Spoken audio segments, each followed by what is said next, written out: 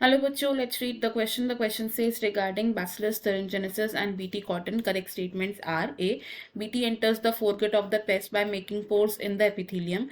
B. Bt produces Cry1AB protein toxin in the Bt cotton plants. C. Toxin protein genes of Bt are present in the genome of the Bt cotton plants. D. Cells of Bt cotton plant synthesize Cry1AC protein. इस question में हमारे पास कुछ statements हैं, हमें correct statements को choose करना है regarding Bacillus thuringiensis bacteria and BT cotton. इस क्वेश्चन में हमारा की कॉन्सेप्ट होगा to know about BT cotton. BT cotton में ये बीटी किसे सिग्निफाई कर रहा है? It signifies a bacteria which is bacillus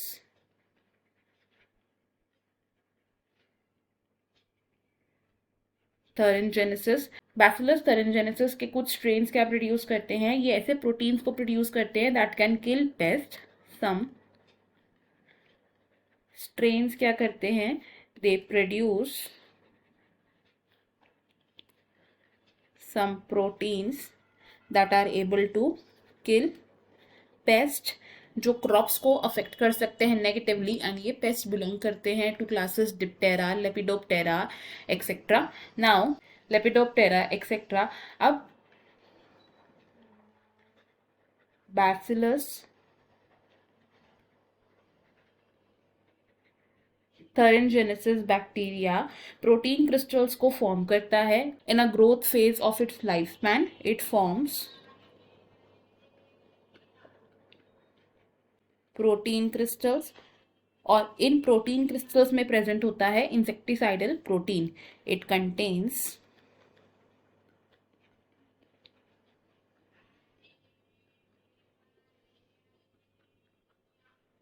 insecticidal proteins. It is toxin for the insect paste. अब ये जो टॉक्सिन है ये बैसिलस को ही अफेक्ट क्यों नहीं करता? बिकॉज बैसिलस thuringiensis में टॉक्सिन प्रेजेंट होता है as inactive protoxin. Toxin is present as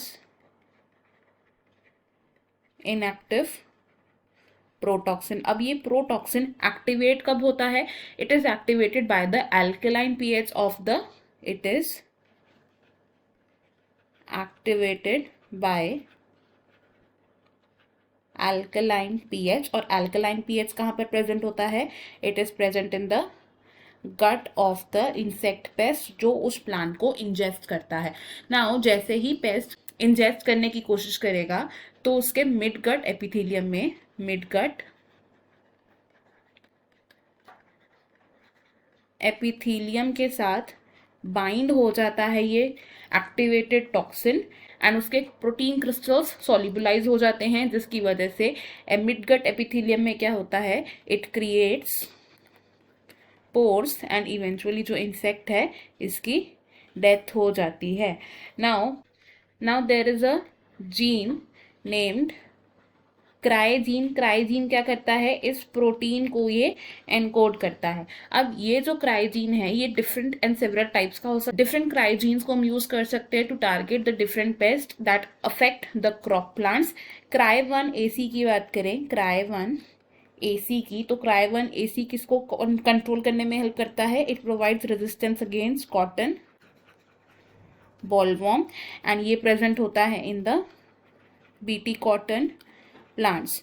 जो बीटी कॉटन प्लांट्स के सेल्स होते हैं वो इस जीन प्रोटीन को सिंथेसाइज कर सकते हैं। एंड सेकेंडली अगर बात करें Cry1AB की, तो ये रेजिस्टेंस प्रोवाइड करता है अगेंस्ट कॉर्न बोरर। स्टेटमेंट्स अगर देखें तो हमारा जो फर्स्ट स्टेटमेंट है ये इनकरेक्ट है, बिकॉज जो बीटी है ये एंटर करता है the midgut of the paste by making pores, ना कि फोरगट।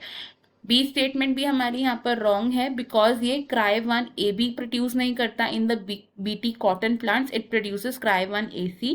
Cry1AB कॉर्न बोरर के अगेंस्ट रेजिस्टेंस प्रोवाइड करता है which is present in the corn plants.